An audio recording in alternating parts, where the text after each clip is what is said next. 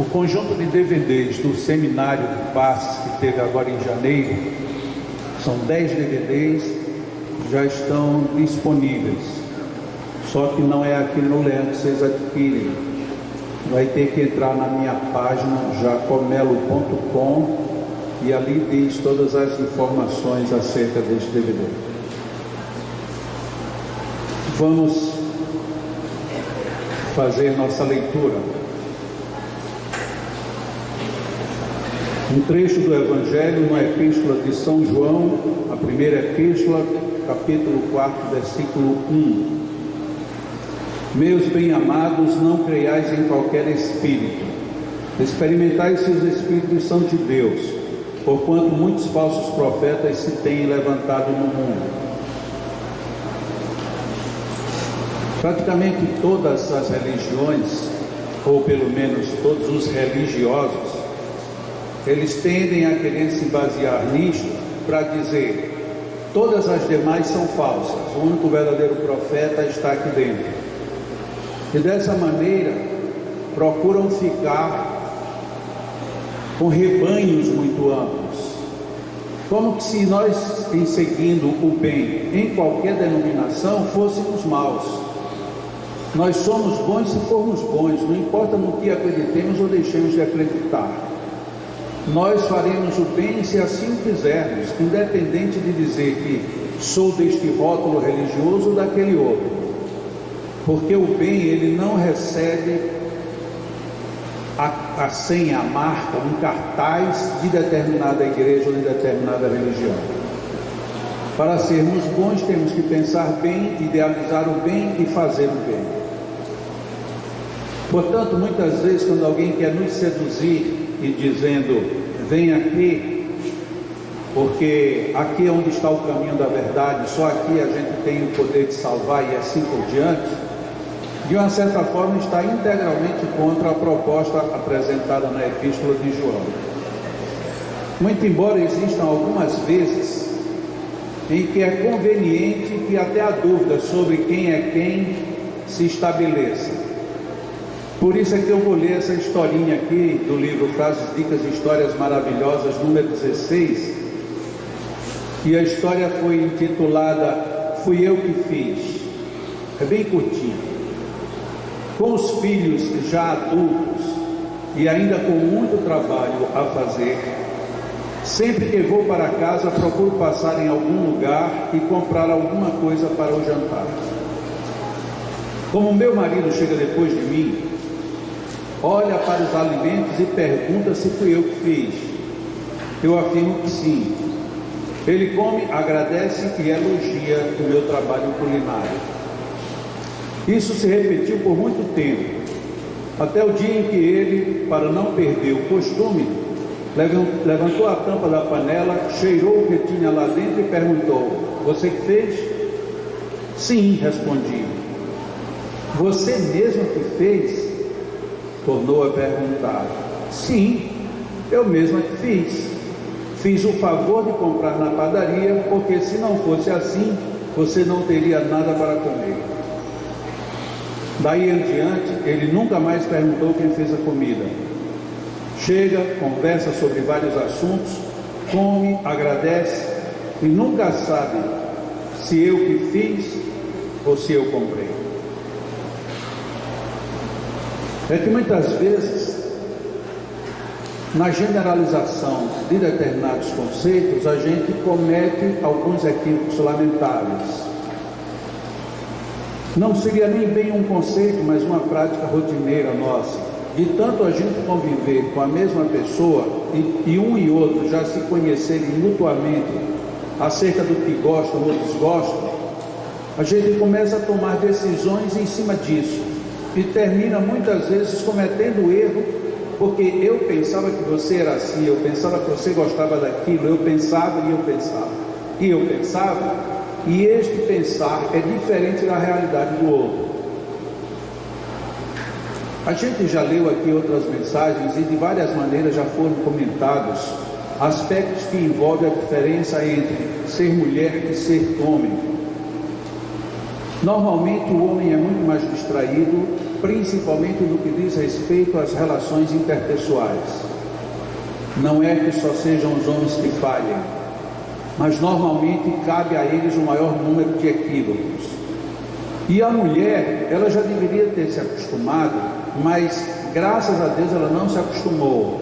E portanto ela sempre espera um olhar de gratidão, uma palavra, um gesto, alguma coisa.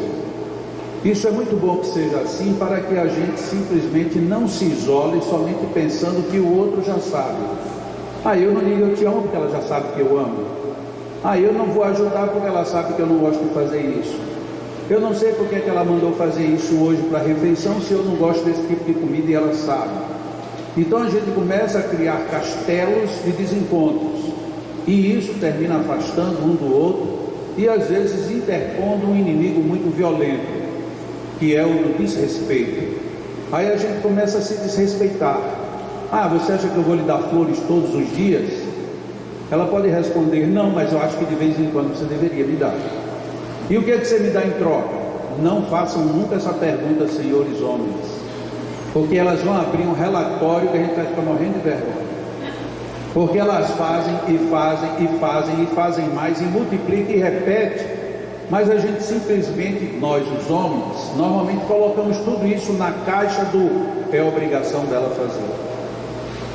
E aí quando a gente quer ser muito bonzinho, a gente diz, não, mas eu estou trabalhando muito, eu consegui isso, eu trouxe isso. Na cabeça dela diz, então também tem obrigações para você fazer. Isso é sua obrigação, do que você está dizendo?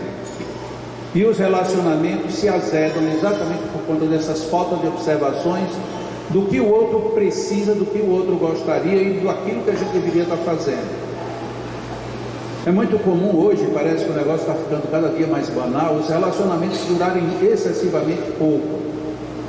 É muito surpreendente quando a gente vê hoje um casal mais jovem se casando e no ano seguinte eles comemorarem o primeiro ano de casados.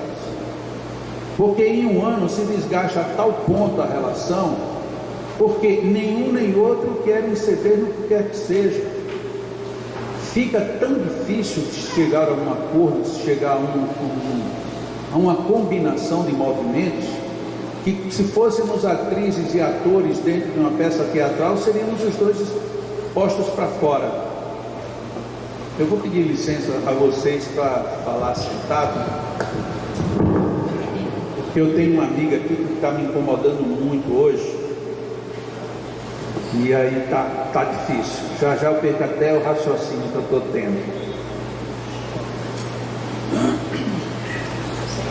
Então fica difícil muitas vezes a gente conseguir levar adiante qualquer tipo de relacionamento, exatamente porque a gente não valoriza.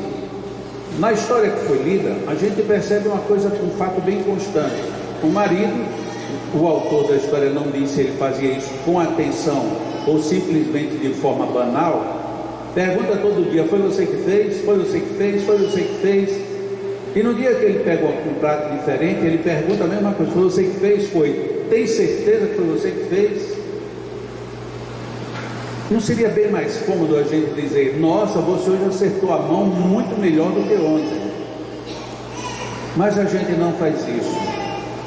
Eu não gosto muito de me referir às coisas da minha vida particular como exemplo, mas todos nós também temos bons exemplos. Lá em casa, é raro o dia que a senhora que faz as nossas refeições, ela não seja elogiada. É muito raro.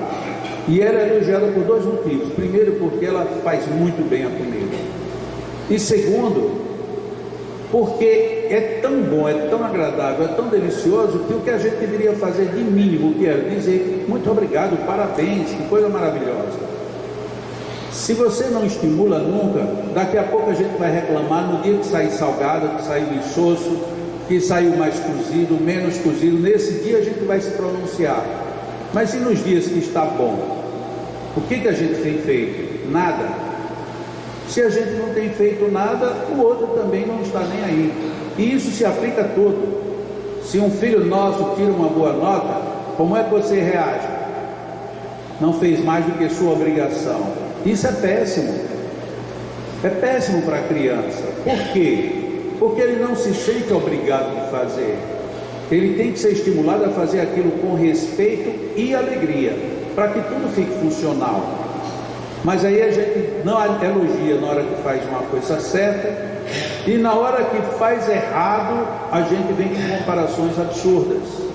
Mas na sua classe alguém ficou pior do que você? Olha que pergunta mais agressiva. Quando o mais certo seria, nossa, a gente vai ter que se dedicar um pouquinho mais. Me peça mais ajuda para no próximo semestre a gente superar a falha. E aí por diante. Então a gente simplesmente manter um relacionamento como foi proposto na história, de só perguntar foi você quem fez, é um relacionamento com alta probabilidade de ter complicações lá na frente. E este relacionamento que a gente acha que é o natural, fazendo agora a ligação com o texto do Evangelho, este tipo de relacionamento levado assim é um falso profeta da nossa felicidade. Porque a gente cai numa falsa acomodação. Eu não preciso dizer, eu não preciso elogiar, eu não preciso dar um beijo, eu não preciso fazer um carinho, eu não preciso. E o outro começa a se ressentir e vice-versa. Porque como é interessante, você sai de manhã de casa aborrecido, cara fechada, pode prestar atenção que quando você chegar e for falar com a primeira pessoa, você vai dizer, parece que o mundo hoje está virado. Está todo mundo com raiva. Não está todo mundo com raiva. Se você sai de casa sorrindo, alegre, feliz, você vai chegar no lugar e dizer, nossa, o dia hoje está muito bom. E tá. Olha, você veja que coisa mais engraçada.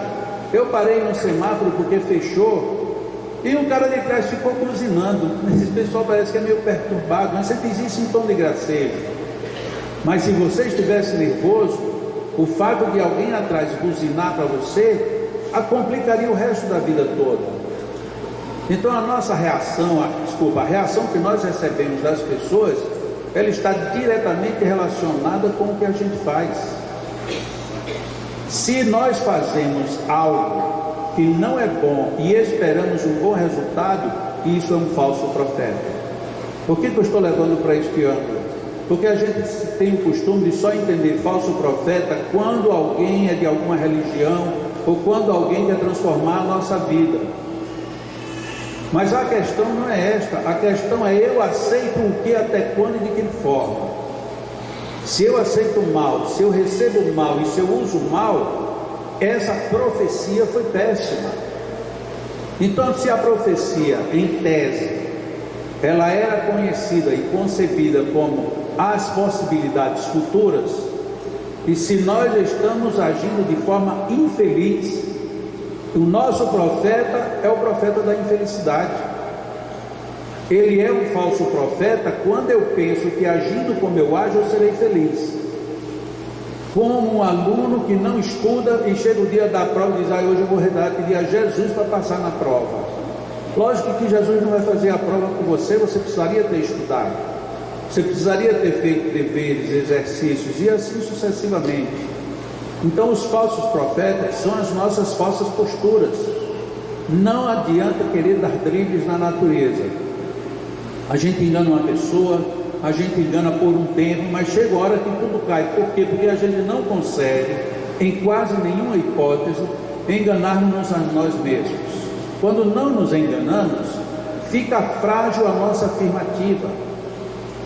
Lá em casa nós temos 3 filhos pequenos, e os 3 se conversam muito. E às vezes os 3 estão conversando e um diz assim, pare de zoar comigo. E a gente está ouvindo o diálogo e não houve nenhuma perturbação estranha. Por que um deles disse, pare de zoar comigo? Porque essa forma de agredir, de brincar, de dizer algo desagradável, ela é velada. Mas quem está na sintonia capta na hora. Então na hora que alguém diz assim, muito bonito esse seu gesto, será que a pessoa está achando bonito o seu gesto? Não, ela está achando que você fez uma coisa feia. Na vida de relação pessoal, isto muitas vezes conta mais do que palavras malditas. Malditas.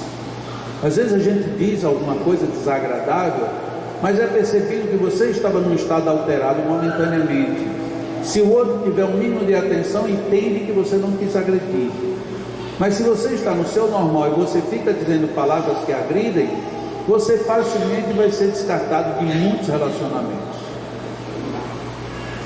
Por fim, um dia desses eu recebi uma pessoa, me inscrevia pedindo para fazer atendimento à distância, só que ela fez algo que hoje é pouco comum. Ela escreveu um e-mail que, se fosse colocar em página, dava 3 páginas. Ela contou a história desde o dia que nasceu até o problema que ela queria que fosse resolvido, que era um problema de relacionamento. E aí ela focou, mas é impressionante, se a gente fosse elencar um por um ponto, talvez tenha dado mais de 100 pontos de reclamação dos outros. E no final ela fecha assim: a única coisa que eu queria nesta vida era ser feliz.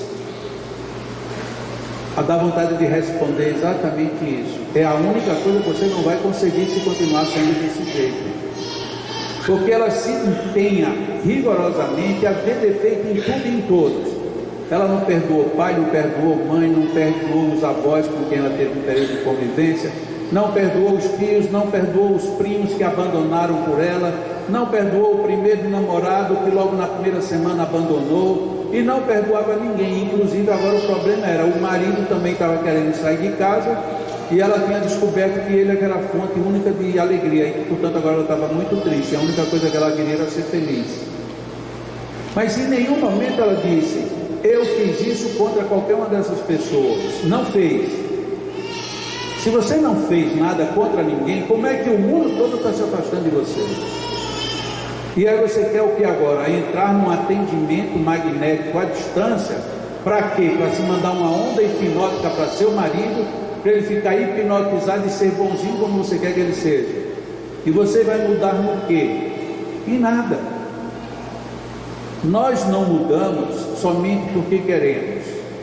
Nós mudamos quando promovemos a mudança. É duro, tem coisas que é muito difícil se mudar.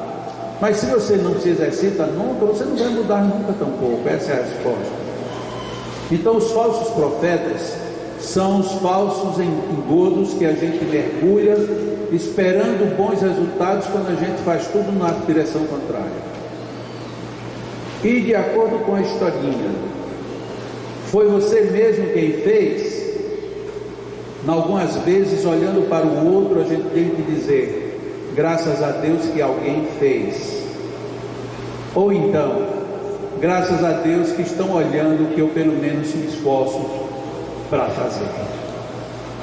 Se a gente lê todas essas historinhas aqui toda quarta-feira, a gente coloca isso normalmente na quinta-feira, já está na página jacomelo.com, as mini palestras.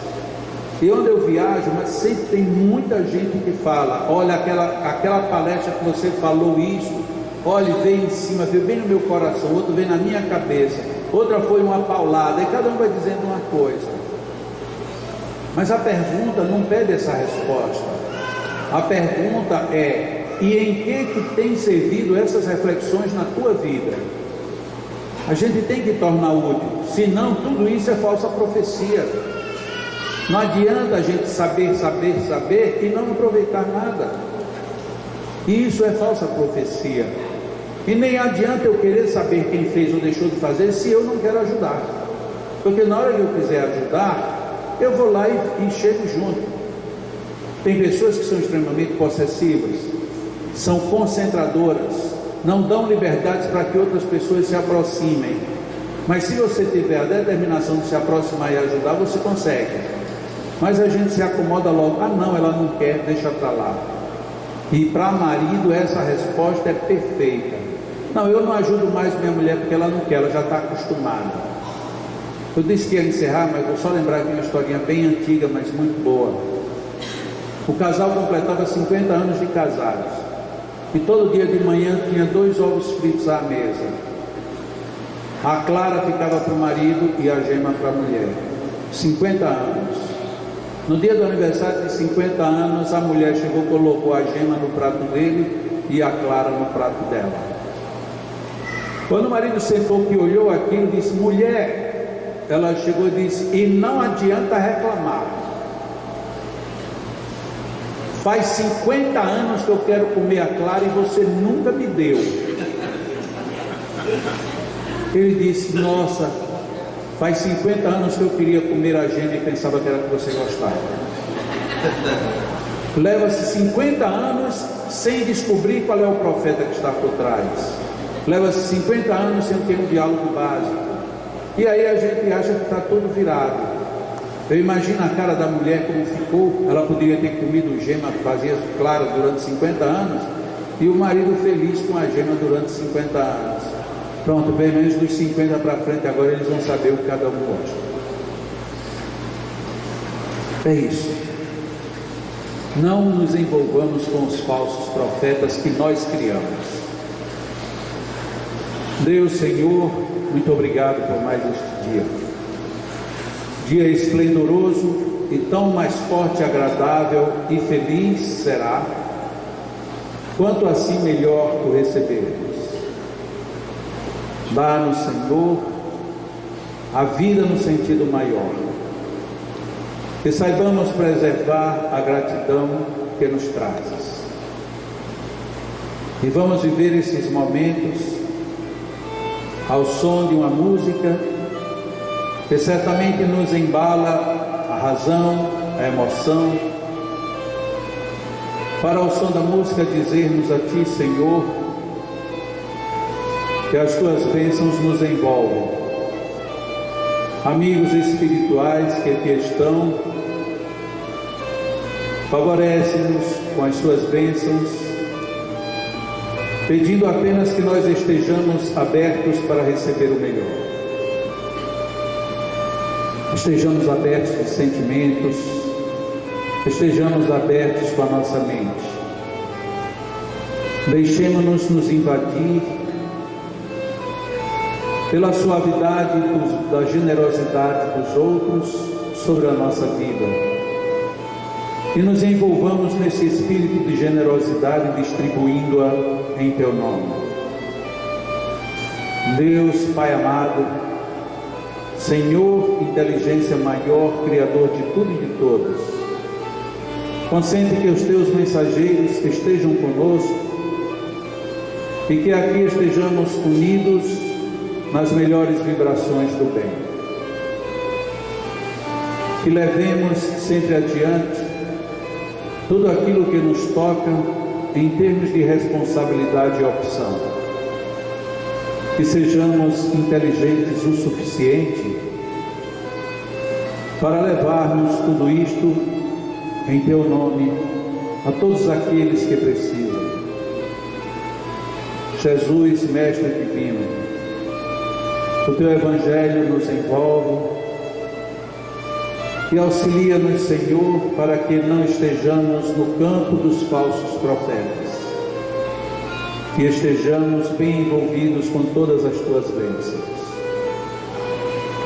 e que levemos estas bênçãos para onde estivermos. Os fluidos do mundo espiritual já nos envolvem desde o momento em que entramos nesta casa. E neste momento os fluidos magnéticos dos nossos magnetizadores se somam a tudo isto, favorecendo-nos bênçãos.